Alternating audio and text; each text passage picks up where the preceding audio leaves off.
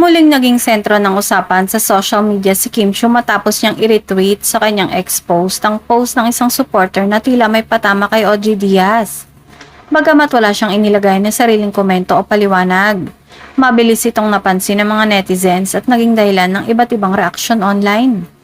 Nag-ugat ang usaping matapos magbahagi si OG Diaz sa kanyang vlog ng isang throwback na kwento tungkol sa umano'y naging hindi nila pagkakaunawaan noon ni Kim. Kasunod nito, isang fan ng aktresa naglabas ng mensahe na pinagtatanggol si Kim at sinabing deserve umano ni OG ang naging trato sa kanya dahil sa mga naging pahayag nito. Dahil sa ginawa ni Kim, marami ang naniniwalang tila nakikiisa siya sa saloobin ng kanyang tagahanga. Bumuhos din ng suporta para sa It's Showtime host kung saan maraming netizens ang nagpahayag na nananatili silang nasa kanyang panig at hinikayat siyang wag magpaapekto sa mga negatibong komento.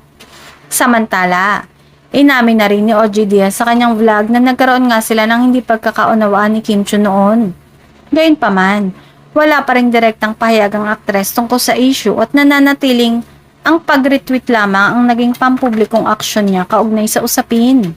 Sa kasalukuyan, patuloy pa rin pinag-uusapan ng mga netizens ang naging hakbang ni Kim at matagal ng issue sa pagitan nila ni OG.